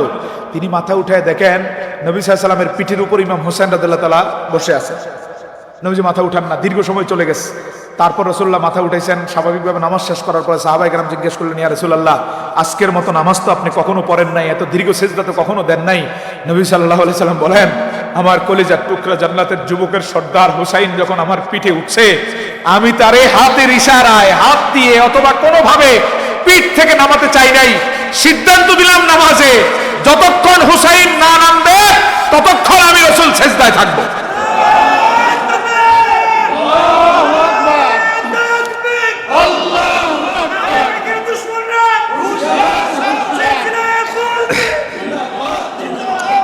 আমার ভাইরা, আমি আপনি বুঝি না এর গভীরতা কত কঠিন। আরেকটা হাদিস তিরমিজি থেকে শোনেন, নবীজি সাল্লাল্লাহু আলাইহি ওয়াসাল্লাম বলেন, তিরমিজি 3772, ইবনে মাজাহ 147, মুসনাদে আহমদ 17111, নবীজি সাল্লাল্লাহু আলাইহি ওয়াসাল্লাম বলেন, হুসাইনুম মিন্নি ওয়া আনা মিন হুসাইন। কয়েকটা হাকিকত কেউ কখনো বের করে দিতে পারবে না। নামাজে হুসাইনের জন্য নবীজি দেরি করছেন, এই নামাজ আবার হয়ে যাচ্ছে, নামাজের মধ্যে কোনো ত্রুটি হচ্ছে না। নবীজি সাল্লাল্লাহু আলাইহি ওয়াসাল্লাম জুমার মিম্বরে কারো জন্য খুতবা দেরি করেন নাই। মসজিদে যখন রাসূল দেখলেন দরজা দিয়ে ইমাম হাসান হুসাইন ঢুকছে, কিসের জুমা কিসের খুতবা সব বন্ধ করে দিয়ে নবীজি চলে গেছেন তাদের রিসিভ করতে দরজায়। আপনি চিনেন নাই হুসাইন কে, হাসান কে? আমার রাসূল কি নিদর্শন দেখে গেছেন আপনি বুঝেন নাই, এজন্য ইয়াজিদের পক্ষে আপনার শব্দ আসে, আপনার কলিজায় আঘাত আসে না। ইয়াজিদের নাম নিতে আপনার কলিজায় ঘৃণা আসে না। হুসাইনকে না চিনলে কখনো ইয়াজিদকে ঘৃণা করতে পারবে? যারা ইয়াজিদকে ঘৃণা করে না তারা হুসাইনকে চিনে নাই, ঠিক কিনা বলেন? নবী সাল্লাল্লাহু আলাইহি ওয়াসাল্লাম মিম্বর থেকে নেমে গেছেন, দুইজনকে আনছেন, ওনার পাশে বসিয়ে তারপর আবার খুতবা স্টার্ট করছেন। কোথায় ইমাম হুসাইন রাদিয়াল্লাহু তাআলার ভালোবাসাটা কই রেখে গেছেন নবীজি সাল্লাল্লাহু আলাইহি ওয়াসাল্লাম? আল্লাহর হাবিব সাল্লাল্লাহু আলাইহি ওয়াসাল্লাম বলেন, হুসাইনুম মিন্নি ওয়া আনা মিন হুসাইন। এই হাদিসের যথাযথ ব্যাখ্যা এই পর্যন্ত কোনো মুহাদ্দিস দিতে পারবেও না, সম্ভব না। এই হাদিসের ব্যাখ্যা আরশের সাথে সম্পৃক্ত। কেমনে দিবেন আপনি ব্যাখ্যা? অনুবাদটা শুনেন তো দেখি আপনার বিবেক সায় দেয় কিনা। হুসাইনুম মিন্নি ওয়া আনা মিন হুসাইন, নবীজি বলছেন হুসাইন আমার থেকে। এতটুকু পর্যন্ত আপনিও বুঝবেন, আমিও বুঝি। নবীজির মেয়ে ফাতেমা তো জোহরা রাদিয়াল্লাহু তাআলা আনহুর ছেলেই হুসাইন, ঠিক কি না? তাহলে হুসাইন কার থেকে? নবীর থেকে। নবীর থেকে মেয়ে, মেয়ের থেকে ছেলে, এতটুকু ঠিক আছে। এরপরের শব্দ কোন মুহাদ্দিস বুঝে নাই, ব্যাখ্যা দিবে কেমনে? কোন রকম একটা ব্যাখ্যা দিছে, কিন্তু প্রকৃত ব্যাখ্যা হাসরের ময়দানে জানা যাবে। নবী সাল্লাল্লাহু আলাইহি ওয়াসাল্লাম বলেন, হুসাইনুম মিন্নি ওয়া আনা মিন হুসাইন, হুসাইন আমার থেকে। তারপর নবীজি বলতেছেন, আমি নবী হুসাইন থেকে। ও ভাই, আপনার বিবেককে প্রশ্ন করেন তো ব্যাখ্যা বের হয় কিনা? হুসাইন নবীর থেকে এতটুকু ঠিক আছে, নসল হিসাবে হুসাইন নবীর থেকে, কিন্তু নবী হুসাইন থেকে কিভাবে হবে? মুবারকপুরি সালাফি একজন, আমি সুন্নিরা তো ব্যাখ্যা দিয়েছে, আহলে সুন্নাত ওয়াল জামাতের অনেকেই, শুধু আহলে খবিসদের একটা ব্যাখ্যা নিয়ে আসি। মুবারকপুরি উনি ব্যাখ্যা দিয়েছেন, ইন্নাহুমা কাশাইয়িল ওয়াহিদ। নবীজি হাদিস দিয়ে বুঝাই দিলেন রাসূলুল্লাহ আর হুসাইন আদতে মনে হয় দুই সত্তা এক। বুঝে নাই ভাই? দুই সত্তা কাশাইয়িল ওয়াহিদ। মুবারকপুরি বলতেছেন, তিনি নিজের ব্যাখ্যা করেছেন, সালাফি মাযহাব মানতেন না। তিনি কি বলতেছেন? কাশাইয়িল ওয়াহিদ। কি ব্যাপারে? ফি উজুবিল মুহাব্বাতি, মুহাব্বত ওয়াজিব হওয়ার দিক থেকে নবীকে মুহাব্বত করার হুকুম যা, ইমাম হুসাইনকে মুহাব্বত করার হুকুম।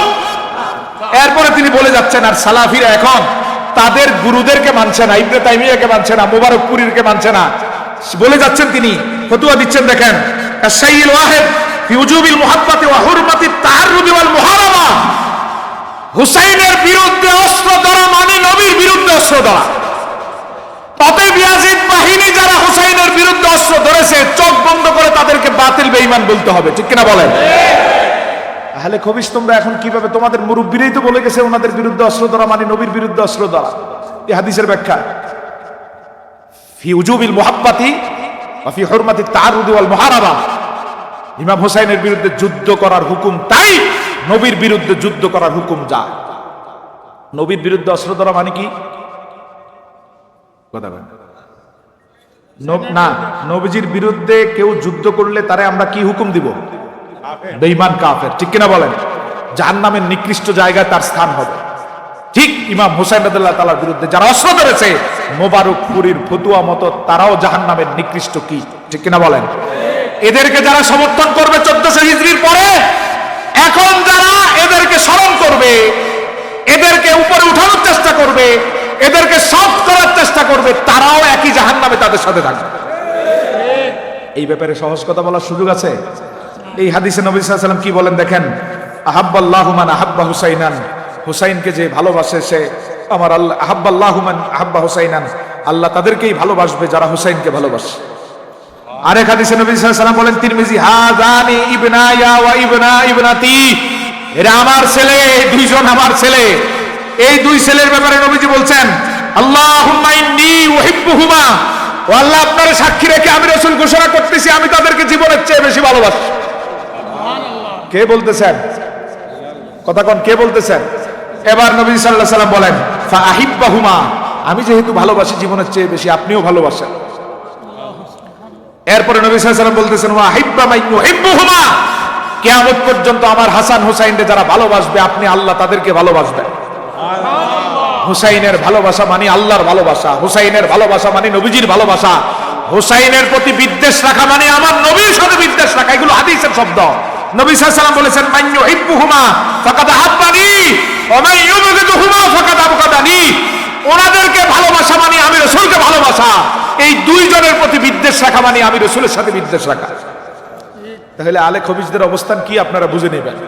এরা ইয়াজিদকে নরমালাইজ করার চেষ্টা করে। দেখেন হযরত ইয়াজিদ রাদিয়াল্লাহু তাআলা এই মুহররম আসলে ঢাকার মিম্বরগুলোর 5% মিম্বরও এই যে মহান গৌরবের মাস চলতেছে না আছে মুহররমের কারবালার কোনো কথা, ইমাম হুসাইনের কোনো কথা, নবী পরিবারের কোনো কথা, ইয়াজিদের কোনো নিন্দা। এই সময় এসে সুদের ওয়াজ করে। মুহররম মাসে কারবালার সময় এসেছে সুদ ঘুষের ওয়াজ করে। তোর আর জুমা নাই, এই 48 সপ্তাহ 52 সপ্তাহের ভিতরে তোর আর সময় নাই। এইগুলো নবী পরিবারের বিদ্বেষের একটা অংশ, ঠিক কিনা বলেন? এই সময়ে যারা নির্মমতার বিপক্ষে শব্দ উচ্চারণ করতে ভয় পায় অথবা তাদের আদর্শের কারণে এই নির্মমতার প্রতিবাদ না জানায়, তাদের ঈমানের ভিতরে সুস্পষ্টভাবে গুমরাহি আছে। এলাকায় মিম্বরগুলো দেখবেন মুহররম মাস চলে যায়, ইয়াজিদের এই নির্মমতা সম্পর্কে মুসল্লিদের কোনো কথা বলা হয় না, বলে না। কেন বলে না? বললেই তো তাদের বাবা ইয়াজিদ ধরা খেয়ে যাবে। ইয়াজিদকে আপনার সামনে বা এই উম্মার সামনে, মানুষের সামনে এরা বিতর্কিত করতে চায় না, ইয়াজিদকে এরা হিরো বানাতে চায়। নাউজুবিল্লাহ কোন। আমার ভাইরা আসেন, শিক্ষা কি দিয়ে যায় কারবালা? বর্তমান প্রেক্ষাপটে কারবালা থেকে আমরা কি নিব, কি মেসেজ নিচ্ছি? 1 নাম্বার মেসেজ, কারবালার অন্যতম প্রধান মেসেজ হচ্ছে, চোখের সামনে কোনো অন্যায় দেখলে কয়জন প্রতিবাদ করছে বা না করছে সেদিকে তাকানোর সুযোগ, কে বের হলো না হলো সেদিকে তাকানোর সুযোগ নাই। যদি সত্যি হুসাইনকে ভালোবাসেন, হুসাইনিয়ত পালন করেন, কোন অন্যায় দেখলে ইমাম হুসাইনের মতো 72 জন নিয়ে পাহাড়ের বিরুদ্ধে লড়াই করার জন্য দাঁড়িয়ে গেছেন, আপনাকেও যে কোনো অন্যায়ে, যে কোনো অবিচারে, জুলুমে, স্বৈরতন্ত্রের বিরুদ্ধে কেউ বলুক বা না বলুক আপনাকে দাঁড়াতে হবে। যদি দাঁড়ানোটাকে আপনি ইমানের অংশ মনে করেন তাহলে আপনি হুসাইনিয়তের মধ্যে আছেন, দাঁড়াতে যদি ভয় পান তাহলে আপনি হুসাইনিয়তের মধ্যে। তাহলে 1 নাম্বার শিক্ষা হচ্ছে, অন্যায়ের বিরুদ্ধে আমরা কখনো আপোষ করব না। অন্যায়ের প্রতিবাদের ক্ষেত্রে দ্বীনের জন্য নিজের জানকে কোরবান করার জন্য, দ্বীনের ব্যাপারে লোকের সংখ্যা যত কমে আসুক এই দিকে আমরা কখনো তাকাবো না।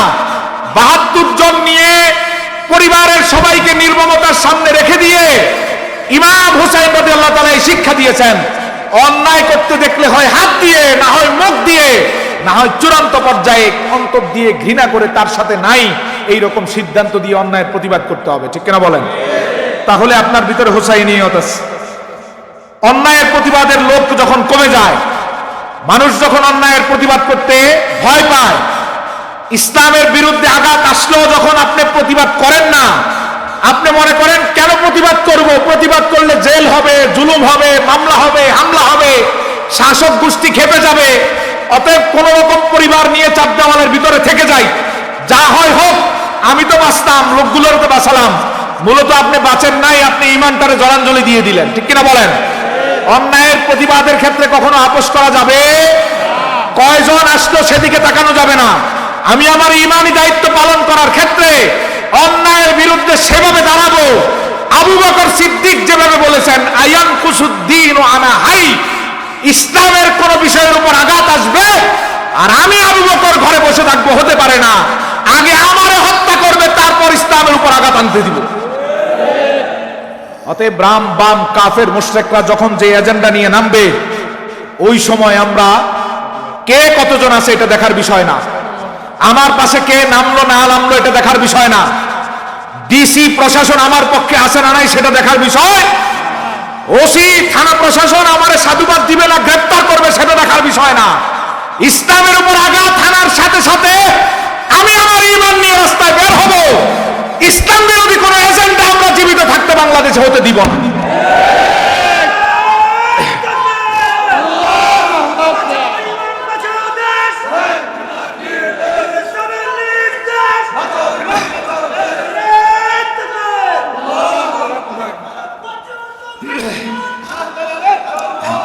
ভাই এই যে একটা শব্দ দেখেন তো, এটা কারবালার সাথে মিনা, বাঁচাও ইমান। শুধু আপনি আপনার নিজের ইমান বাঁচাইলেও হবে না, সমাজকে বাঁচাতে হবে, আপনার মাদ্রাসাকে বাঁচাতে হবে, আপনার শিক্ষা প্রতিষ্ঠানকে বাঁচাতে হবে, জেলাকে বাঁচাতে হবে, সর্বোপরি রাজধানী কেন্দ্রিক চিন্তা ভাবনা করে দেশকে বাঁচাতে হবে, ঠিক কিনা বলেন? শুধু মৌলভীবাজার নিয়ে চিন্তা করতে হবে না। আমাদের চূড়ান্ত গন্তব্য কোথায়? কথা কয় না না, ইসলাম বিরোধীদের আন্দোলনের ক্ষেত্রে আমাদের চূড়ান্ত গন্তব্য কোথায়? জোরে বলেন। অতএব এই চিন্তা মাথায় রাখতে হবে, ডাক আসলে ঢাকায় চলে যাব, ঠিক কিনা বলেন? লং মার্চে যেমন ঈমানের প্রদর্শন দেখিয়ে। আমার ভাইয়েরা, তাহলে অন্যায়ের বিরুদ্ধে কখনো আমরা আপোষ করব না। হুসাইন রাদিয়াল্লাহু তাআলা তিনি গিয়েছিলেন খেলাফা আলা মানহাজিন নবুওয়া, নবীজির সিস্টেমে খেলাফতটা চলবে, নবীজি যেভাবে দেখে গেছেন। এই জন্য ইমাম হুসাইন রাদিয়াল্লাহু তাআলা মুলুকিয়াতের জন্য যান নাই, কিসরানিয়াতের জন্য যায় নাই, কাইসারানিয়াতের জন্য যান নাই, রোমক সাম্রাজ্য, সাসানিদ সাম্রাজ্য, আরো যত সাম্রাজ্য আছে, গণতন্ত্র, আরো যত মতবাদ আছে, এগুলোর জন্য যান নাই, গেছেন খেলাফতের জন্য। কার জন্য?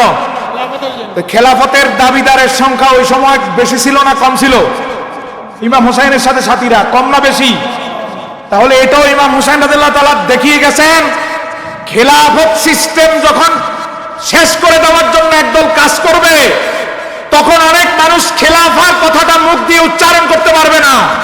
খেলাফা যখন মানুষ ভয় পাবে, গণতন্ত্রের গোলামি যখন দাড়িওয়ালারা করবে, তখন খেলাফতের জন্য ইমাম হুসাইনের মতো সংখ্যায় কম হলেও কথা বলতে হবে। সংখ্যায় কম হলেও। ইমাম হুসাইন মুলুকিয়াত মেনে নেন নাই, ইমাম হুসাইন স্বৈরতন্ত্র মেনে নেন নাই, তন্ত্র মন্ত্র কারো মতবাদ মেনে নেন নাই, খেলাফতের জন্য কথা বলেছেন, জীবন দিয়েছেন। এখনো খেলাফতের কথা বললে বিভিন্ন ট্যাগ দেওয়া হয়, ঠিক কিনা বলেন? অতএব ট্যাগের মধ্যে ট্যাগকে ভয় না পেয়ে হুসাইনিয়াত ভিতরে রেখে খেলাফতের পক্ষে আমরা কথা বলবো, ঠিক না? বা ঠিক? আমরা খেলাফত চাই, গণতন্ত্রের গোলামি করতে চাই না। গণতন্ত্রের গোলামরা গোলামি করুক, গণতন্ত্রকে তারা তাদের বাবা মার আদর্শ বানাক। আমরা গণতন্ত্রকে ঘৃণা করি, খেলাফতকে লালন করি। ভয় পাইতেছেন মনে হয়? খেলাফতকে লালন করি। লালন করি কাকে? এই খেলাফা লালন করতে গিয়ে উনি ওনার রক্ত জড়িয়েছেন। এই খেলাফা সিস্টেম যাতে পৃথিবীতে অটুট থাকে, এজন্যই তিনি জীবন দিয়েছেন। অতএব খেলাফতের পক্ষে যদি আপনার জীবনে বড় কণ্ঠটা উচ্চারিত না হয়, তাহলে ভিতরে হুসাইনিয়াত পরিপূর্ণ আসবে। আল্লাহ আমাদের বুঝার তৌফিক দান করুক, বলেন আমিন। তাহলে হুসাইন রাদিয়াল্লাহু তাআলা আদর্শ হচ্ছে, রাম বামরা যখন যেই প্রপাগান্ডা ছড়াবে, তখন সেই প্রপাগান্ডার বিরুদ্ধে সর্বোচ্চ আন্দোলন করতে হবে। বাঁচাও ঈমান, আরো আওয়াজ দিয়ে বলেন বাঁচাও ঈমান। এই দুইটা লাইনের প্রতি যথাযথভাবে ইনসাফ যদি আপনি করতে পারেন, তাহলেই আপনি ফুলতলি মাসলাকের অনুসারী দাবি করতে পারেন। জীবনে কখনো আন্দোলনে নামবেন না, সংগ্রামে নামবেন না। রাম বাম নাস্তিক মোরতাদদের বিরুদ্ধে যদি কথা বলতে ভয় পান, আপনি ফুলতলির কেউ, সাহেব কেবলার কেউ। সাহেব কেবলা তসবিহ জপার জন্য মুরিদ করেন নাই, কথা কন না। এই সিলেটের আন্দোলনের প্রাণ পুরুষ ছিলেন আল্লামা সাহেব কেবলা ফুলতলি, ঠিক কিনা বলেন? যত ইসলাম বিরোধী আন্দোলন সব জায়গাতে অগ্রগামী সৈনিকরা হাবার ছিলেন সাহেব কেবলা ফুলতলি। ওনার আদর্শ বুকে ধারণ করবেন। এখন ডারউইনের মতবাদ যারা লালন করে, তাদের বিরুদ্ধে আপনাকে ঘাম জড়াতে হবে। রাজি আছেন না নাই? সমকামিতার পক্ষে যারা কথা বলবে, তাদের বিরুদ্ধে ঘাম জড়াতে হবে। শিরকি মূর্তি পূজার পক্ষে যারা কথা বলবে, তাদের বিরুদ্ধে ঘাম জড়াতে হবে। ইসলামের শেয়ার নিয়ে যারা টান দিবে, তাদের বিরুদ্ধে রাগ ডাক রেখে কথা বলতে হবে। রাজি আছে না নাই? এটাই হুসাইনিয়াত। এই শিক্ষার উপর আল্লাহ যতদিন রাখবেন, ততদিন সঠিক পথে আল্লাহ আপনাকে রেখেছেন, বুঝতে পারবেন। এখান থেকে সরে যাবেন তো সঠিক পথ থেকে সরে যাবেন। আল্লাহ আমাদের কবুল করুক, বলেন আমিন। সাহাবীদের সম্মান করার নাম হুসাইনিয়া। কোন হুসাইনি সৈনিক কোন সাহাবীর ব্যাপারে বাজে মন্তব্য করতে পারে? ইমাম হাসান রাদিয়াল্লাহু তাআলা সর্বোচ্চ ত্যাগ করে উনি পারতেন, যেই 1 লক্ষের উপরে বাহিনী গঠন হয়েছিল ওনার পিছনে, উনি ইচ্ছা করলেই মুআবিয়া রাদিয়াল্লাহু তাআলার সাথে বড় যুদ্ধে গিয়ে বিজয়ী হতে পারতেন অথবা ফয়সালা আল্লাহর কাছে, কিন্তু তিনি যুদ্ধের কাছেও যান নাই। কারণ রাসূলুল্লাহর বুখারীর একটা হাদিস, ইন্নাবনি হাযা সাইয়্যিদ লাআল্লাল্লাহ সুবহানাহু ওয়া তাআলা আন ইউসলিহা বাইনাল ফিআতাইন আযীমাতাইন মিনাল মুসলিমিন। নবী সাল্লাল্লাহু আলাইহি ওয়াসাল্লাম বলেছেন, আমার এই ছেলে সাইয়্যিদ, আমার এই ছেলে দুনিয়াতেও নেতা আখিরাতেও নেতা, তার মাধ্যমে আল্লাহ মুসলিমদের 2 বড় দলকে এক করে দিবেন। ইমাম হাসান রাদিয়াল্লাহু তাআলা স্বেচ্ছায় সজ্ঞানে খেলাফতে থাকতে পারেন, যেহেতু তিনিও 5ম খলিফা। ইসলামী খলিফা কয়জন? 5ম খলিফা উনি। 6 মাসের জন্য খেলাফত ছিল। 6 মাস না হলে 30 বছর পূর্ণ হয় না, হাদিস অসম্পূর্ণ থাকে।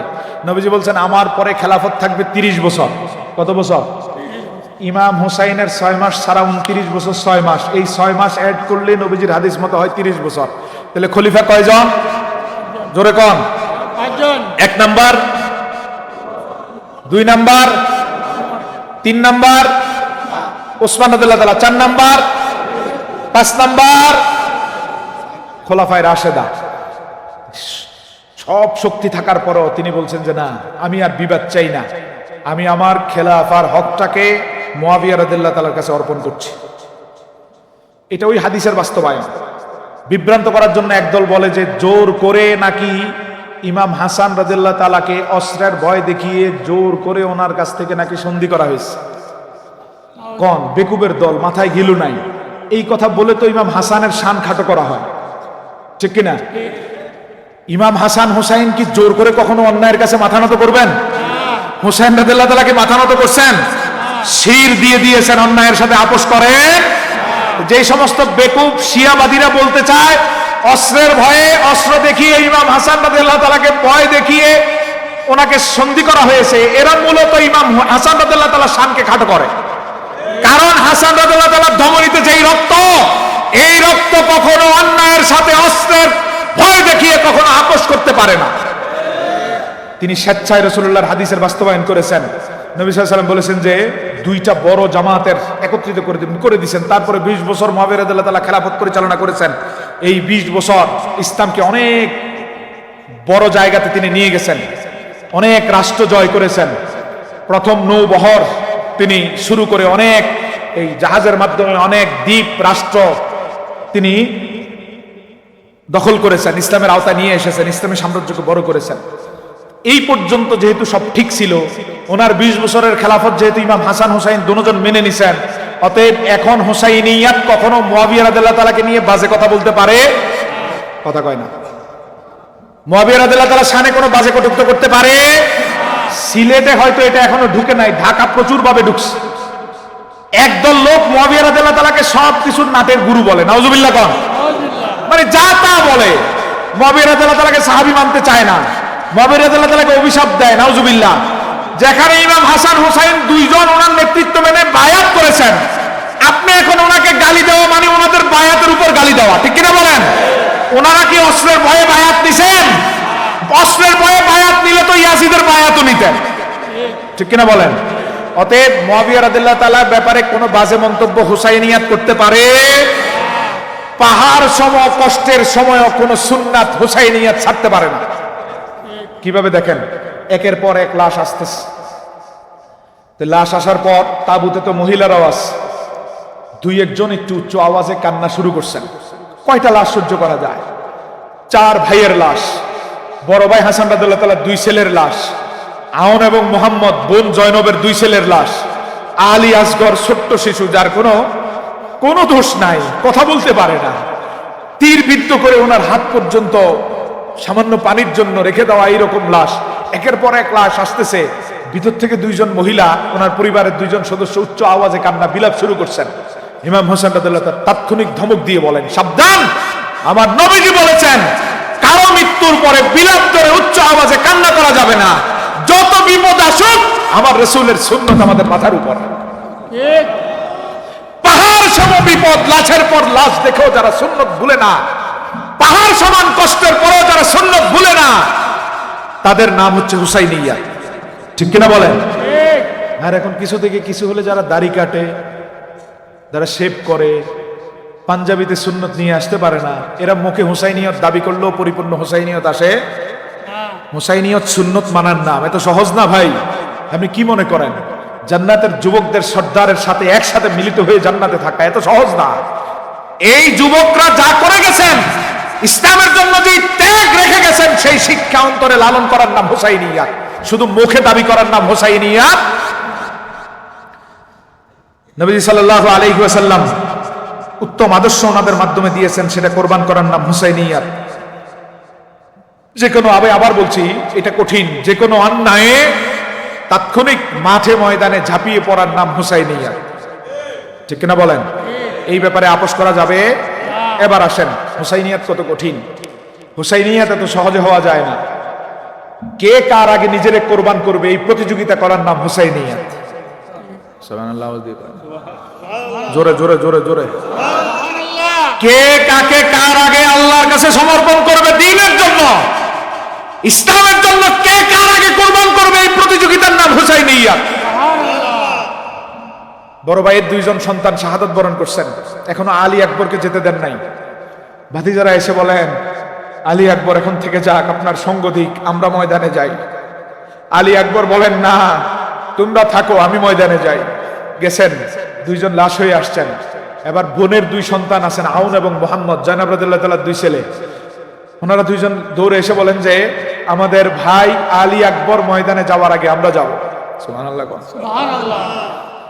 মা তো আছে জয়নাব রাদিয়াল্লাহু তাআলা, ইমাম হোসেন রাদিয়াল্লাহু তাআলা অনুমোদন দিচ্ছেন না, না আমার আলী আকবর আগে যাবে, অন্যরা আগে যাবে, তোমরা পরে যাও। আমি কিভাবে আমার ভাগিনাদেরকে আমার ছেলের আগে পাঠাই? দেখেন, উনিও চাচ্ছেন ওনার সন্তান আগে যাবে, বোনের ছেলেরা ভাগিনারা এসে বলতেছেন আমরা আগে যাব। যখন ঝগড়া চলতেছে, তখন জয়নাব রাদিয়াল্লাহু তাআলা দাঁড়িয়ে বলেন, ওই দিন হাসরের ময়দানে যখন আমার মার সামনে আমি দাঁড়াবো, আমার মা যখন বলবে, হুসাইনের তাবু যখন আক্রান্ত ছিল, হুসাইন যখন বিপদে ছিল, তখন তোমার নজরানা কই? ওই দিন যাতে আমি আমার মায়ের সামনে 2টা ছেলেরে শুরুতেই নজরানায় রাখতে পারি, এজন্য আপনার সন্তানের আগে আমার 2 সন্তানের অনুমতি দেন। সুবহানাল্লাহ। এটার নাম হুসাইনিয়াত, প্রতিযোগিতার নাম হুসাইনিয়াত। কে কার আগে সামনের সারিতে থাকবে তার নাম হুসাইনিয়াত। বিতু কোনো মানুষ হুসাইনিয়াত পালন করতে পারে না। ঠিক কিনা বলেন? যিনি ঘোষণা দিতে পারেন এই আন্দোলনে সর্বপ্রথম বুলেটের গুলি আসলে আমার বুকে ভিড়বে, তিনি আবার হওয়ার যোগ্যতা রাখেন। কথা কয় না? জোরে বলেন। যিনি এই ঘোষণা দিতে ভয় পান, তিনি রাহবারের যোগ্যতা রাখেন। হুসাইনিয়াত অনেক কঠিন জিনিস ভাই, এটা মুখে দাবি করার বিষয় না। কতটুকু নিজেকে স্যাক্রিফাইস করে ত্যাগের সর্বোচ্চ মাত্রায় রেখে সামনে অগ্রসর করাচ্ছেন, এটা দিয়ে মাপা হবে আপনার হুসাইনিয়াত কতটুকু। আল্লাহ বুঝার তৌফিক দান করুক, বলেন আমিন। আমার ভাইয়েরা, এবার আমি শেষ দিকে 2টা আকীদার কথা বলি, যেটা কারবালার থেকে আসছে আকীদা। আচ্ছা, নবীজি সাল্লাল্লাহু আলাইহি সাল্লাম তিনি ছিলেন মুআত্তারা, মানে আমার হাবিবের সবকিছুকে আল্লাহ আতরময় করে দিয়েছেন। সুবহানাল্লাহ। নবীজির ঘাম মোবারক, প্রস্রাব মোবারক, জোরে কয় না? নবীজির ঘাম মোবারক, প্রস্রাব মোবারক, কোন রাস্তা দিয়ে আমার নবী হাঁট, আল্লাহু আকবার বলেন, আবার আল্লাহু আকবার বলেন। আরে যিনি তাম দুনিয়ার আতর, তিনি আতর নেন হুসাইন থেকে। এজন্য বলছেন, হুসাইন আমার থেকে, আমি হুসাইন থেকে। এটা কেউ বুঝবে না। পৃথিবীর মুহাদ্দিসরা এর সমাধান হাসরের ময়দানে ভেদ আল্লাহ প্রকাশ করার আগে কেউ প্রকাশ করতে পারবে? যিনি দুনিয়ার আতর, তিনি আতর নেন হুসাইন থেকে। তিনি বলেন, আমি হুসাইন থেকে, হুসাইন আমার থেকে। আসেন, একটু সামান্য কান্না করলে নবী আর সহ্য করতে পারতেন না। নবী সাল্লাল্লাহু আলাইহি সাল্লাম উনি তো আম্মাজান ফাতেমা জাহরা রাদিয়াল্লাহু তাআলা রাসূলুল্লাহর পাশেই ঘর বানিয়ে দিয়েছেন, আলী রাদিয়াল্লাহু তাআলা সহ এখানে থাকতেন। একদিন হঠাৎ আওয়াজ দিছে, ইমাম হাসান বা হুসাইন রাদিয়াল্লাহু তাআলা দৌড়ে আসছেন, চাদর টানতে টানতে নবীজি আসছেন। তিরমিজির বর্ণনা। আল্লাহর হাবিব সাল্লাল্লাহু আলাইহি সাল্লাম বলেন, ফাতেমা তারা কান্না করছে কেন? নাসাইর বর্ণনা। ফাতেমা জাহরা রাদিয়াল্লাহু তাআলা বলেন, ইয়া রাসূলুল্লাহ, বাচ্চারা তো কত কারণেই কান্না করে, এমনি বাচ্চারা কান্না করে, অনেক সময় কোনো কারণ নাই তারপরেও কান্না করে, ঠিক কিনা? সে তো মুখ ফুটে বলতে পারে না ভিতরে কি চলছে, হয়তো কোনো কারণে কান্না করছে। নবী সাল্লাল্লাহু আলাইহি সাল্লাম বলেন, না, সবার কান্না আর আমার হুসাইন হাসাইনের কান্না এক না। আলাম তা'লামি আন্না বুকাআহুম ইউযিনি। ও ফাতেমা, ওরা যখন কান্না করে ওদের কান্নার আওয়াজ সরাসরি আমার কলিজা হিট করে। আন্না বুকাআহুম ইউযিনি, ওরা কান্না করলে সবচেয়ে বেশি কষ্ট আমি পাই, আমার কলিজায় সবচেয়ে ব্যথা অনুভব করি। অতএব সাবধান, আমার হাসান হুসাইন যাতে কখনো কান্না না করে। ও ভাই, এই হাদিসটার সাথে একটু মিলান তো। যেদিন 70টা তীরের আঘাতে গাটা জর্জরিত করা হয়েছে, ইমাম হুসাইন যেদিন কান্না করেছেন কারবালার ময়দানে, সামান্য কান্নাতে আমার রাসূলের যদি এই অবস্থা হয়, ওই দিন রওজা মুবারকে কি চলছিল আপনি একটু বোঝার চেষ্টা করেন। ওই দিন আমার রাসূলের কি অবস্থা হয়েছিল। সামান্য কান্না শুনে রাসূল সব কাজ রেখে যেই দরজায় হাজিরা দেন, গর্দান কেটে যখন দেহ আলাদা করা হয়েছিল, চিৎকার করে ইমাম হুসাইন যখন কান্না করেছিলেন, আমার রাসূলের কি অবস্থা হয়েছিল ওই দিন। দুইটা হাদিস দেখেন কি অবস্থা হয়েছিল। তিরমিজির হাদিস, দুটোটা মিশকাতেও আছে। দুইজন নবীজির ওই দিন স্বপ্নে দেখছিলেন 10 মুহররম। একজন দেখছেন আব্দুল্লাহ ইবনে আব্বাস রাদিয়াল্লাহু তাআলা, আরেকজন দেখছেন আম্মা জান উম্মে সালামা রাদিয়াল্লাহু তাআলা আনহা। আব্দুল্লাহ ইবনে আব্বাস দেখেন আশআসা ওয়া আকবারা, নবীজির চুল এলোমেলো, নবীজির মাথায় চুল, টুপি নাই, চুল এলোমেলো হয়ে আছে, দাড়িতে মাটি লেগে আছে। আব্দুল্লাহ ইবনে আব্বাস রাদিয়াল্লাহু তাআলা চোখের পানি ছেড়ে দিয়ে বলেন, ইয়া রাসূলুল্লাহ, বিআবি ওয়া আনতা উম্মি ইয়া রাসূলুল্লাহ, আমার মা বাবা সব দুনিয়া আপনার জন্য কুরবান। জীবনে কখনো আপনার এমনটাই দেখি নাই, এমন বিধ্বস্ত দেখি নাই। আজকে আপনার কি হলো ইয়া রাসূলুল্লাহ? নবী সাল্লাল্লাহু আলাইহি সাল্লাম এভাবে একটা বোতল ধরলেন, বোতল ধরে বলেন, হাদিহি দামুল হুসাইন ওয়া আসহাবি। ও আব্দুল্লাহ ইবনে আব্বাস, দেখো এই বোতলে যে রক্ত দেখছো, এই রক্তগুলো আমার হুসাইন এবং তার সাথীদের রক্ত। আমি রাসূল নিজে কারবালা থেকে শিশিতে ভরেছি। আকীদা নেন এখান থেকে, আকীদা বিভ্রান্ত হওয়া যাবে না। কারবালা থেকে যে আকীদাগুলো আসছে দেখেন, রক্ত, লাম আজাল আলতাকিতাহু মুনজুল ইয়াউম, আলতাকিতুহু মুনজুল ইয়াউম। নবী সাল্লাল্লাহু আলাইহি ওয়াসাল্লাম বলতেছেন, হাদিস মুসনাদে আহমদ, বুখারী মুসলিমের শর্তে সহিহ হাদিস। নবী সাল্লাল্লাহু আলাইহি ওয়াসাল্লাম বলতেছেন, আজকে আলতাকিতু, আলেমরা বুঝবেন, ওয়াহিদ মুতাকাল্লিমের সিগা, আমি নিজে এই রক্ত শিশিতে নিয়েছি। বুঝেন নাই? কে বলতেছেন? নবীজি কোথায়? মদিনায়। 50 বছর পরের ঘটনা। 11 হিজরিতে আল্লাহর সান্নিধ্যে গেছেন নবী সাল্লাল্লাহু আলাইহি ওয়াসাল্লাম, 51 হিজরি, 50 বছর পরের ঘটনা। নবীজি কই? নবীজি কই? কারবালা কোথায়? দূরত্ব তো সামান্য, সামান্য হইলেও হইতো, আকীদা বের হয়ে যেত। এত দূরের জায়গায় নবী বলেন, নিজে গিয়ে রক্ত এই শিশিতে আমি ভরেছি। কি বুঝলেন? হ্যাঁ, কথা বলেন না। হায়াতুন নবী তো আছেই, হায়াতুন নবী মানে রাসূল রওজায় জীবিত, এটা তো আছেই। এখান থেকে কি বুঝলেন? হ্যাঁ, মাশাআল্লাহ, নবীজি আল্লাহর দেওয়া ক্ষমতা বলে সারা পৃথিবীতে ঘুরতে পারেন। মৌলভীবাজারে, মৌলভীবাজারে, সিলেটে, আপনার ঘরে, মাজারের মিলাদের মাহফিলে ক্ষমতা দেন কে? যেই রসুল রওজা মুবারক থেকে কারবালায় গিয়ে রক্ত নিতে পারেন, সেই রসুল মৌলভীবাজারের শিল্পকলা একাডেমিতেও আসতে পারেন। সেই রসুল আমাদের যে কোনো জায়গায়, সাতবাড়ি বলেন, ঢাকা বলেন, রাজধানী বলেন, ঘর বলেন, যে কোনো জায়গায় আদর্শকে, রসুলকে বেশি ভালোবেসে যদি উজাড় করে দিতে পারেন, দুরুদের মজলিসে, ঘুমের ঘরে আমার নবী আসতে না। আকীদা আপনারা এখনো ক্লিয়ার না? আসতে অস্বীকার করে কারা? আচ্ছা, খারেজিরা কয় না, নবীজি আসতে পারেন, তাহলে তো রওজা খালি হবে। এক বেকুব হবিগঞ্জের আছে, শায়েস্তাগঞ্জের, ওইটা কয় নবীজি ওই সময় রওজার থেকে আসলে তো রওজা খালি হয়ে যাবে। নাউজুবিল্লাহ কোন আহাম্মদ, হাকিকতে মুহাম্মদীর 0% জ্ঞানও সে নিতে পারেনি। ঠিক কিনা বলেন? কিছু যুক্তি শিখলেই কি হাকিকতের উপর চলে যাওয়া এত সহজ? নবী সাল্লাল্লাহু আলাইহি ওয়াসাল্লাম আসতে পারেন। আসেন, এবার আসেন ওর যুক্তিতে ওরে ধরি। দেওবন্দের প্রতিষ্ঠাতা, উনি স্বপ্নে দেখছেন নবীজি সাল্লাল্লাহু আলাইহি সাল্লাম দেওবন্দের ওই জায়গাটাতে আসছেন, লাঠি দিয়ে চতুর্দিকে দাগ দিছেন, লাঠি দিয়ে। আল মুহান্নাদ আরো অনেক জায়গাতে পেয়ে যাবেন, ওদের লেখা কিতাবের তথ্য। লাঠি দিয়ে চতুর্দিকে দাগ দিছেন। সকাল বেলায় উঠে দেখেন নবীজি যেভাবে দাগ দিছেন ওই দাগ এখনো ঠিকঠাক মতো আছে।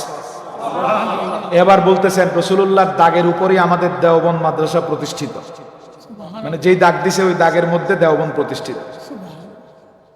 নিজেকে দেওবন্দিয়াত পরিচয় দিয়ে এই লোক আবার বলে নবীজি কোনো মিলাদের মজলিসে আসতে পারে না। তো যেই নবী দেওবন্দে আসতে পারেন ওই নবী মৌলভীবাজার আসতে পারে না? কথা কয় না। যেই নবী দেওবন্দে আসতে পারেন সেই নবী মিলাদের মাহফিলে আসতে পারে না? তুমি নিজেই বলো দেওবন্দে আসছে, লাঠি দিয়ে দাগ দিছে, ওই দাগের উপর দেওবন্দ প্রতিষ্ঠিত। ওইটা সত্য যদি হয় তোমার আকীদাতেই নবীজি পৃথিবীর যে কোনো জায়গায় আসতে পারে। হাদিসের আকীদাতে তো আসতে পারেনি, কারবালার ঘটনাই প্রমাণ। আলতাকিতুহু মুনযুল ইয়াউম, আমি নিজে এই বোতল সংগ্রহ করেছি। তাহলে নবীজি যে কোনো জায়গায় আসতে সত্য আকীদা, এই ব্যাপারে কোনো সার।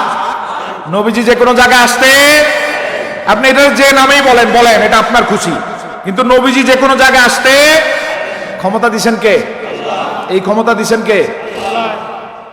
রওজাত থেকে নবীজি আমাদের শব্দ শুনতে, আমাদের দেখতে, এটা কারবালার আকীদা। দ্বিতীয় হাদিস উম্মে সালামা রাদিয়াল্লাহু তিরমিজির বর্ণনা, মিশকাতেও যেটা আছে, আর অনেক হাদিসের কিতাবে আছে। মুসনাদ আহমদ ইমাম আহমদ বিন হাম্বল বর্ণনা করেন, মুজাম্মাল কাবির ইমাম তাবরানী বর্ণনা করেন। উম্মে সালামা রাদিয়াল্লাহু তাআলাকে 10 মুহররম ওনারা মদিনায়, নবীজি স্বপ্নে দেখাচ্ছেন, লাইভ টেলিকাস্ট দেখিয়েছেন। ঘটনা ঘটছে কোথায়? কারবালায়। মনোযোগ আছে না সবার? ঘটনা ঘটছে কোথায়? নবীজির রওজা আব্দুল্লাহ ইবনে আব্বাস উম্মে সালামা 18 দিন পরে মদিনায় খবর আসছে, 18 দিন আগে, মানে 10 তারিখ 28 তারিখ খবর আসছে কারবালাতে, 18 দিন আগে ইমাম হোসেন শাহাদাত বরণ করছে। 10ই মুহররম যেই দিন শাহাদাত, ওই দিন রাসূল লাইভ দেখিয়েছেন দুইজনকে। এর একজন হচ্ছে আব্দুল্লাহ ইবনে আব্বাস, আরেকজন উম্মে সালামা। আব্দুল্লাহ ইবনে আব্বাসকে বলছেন যে এই বোতল দেখো, আমি রাসূল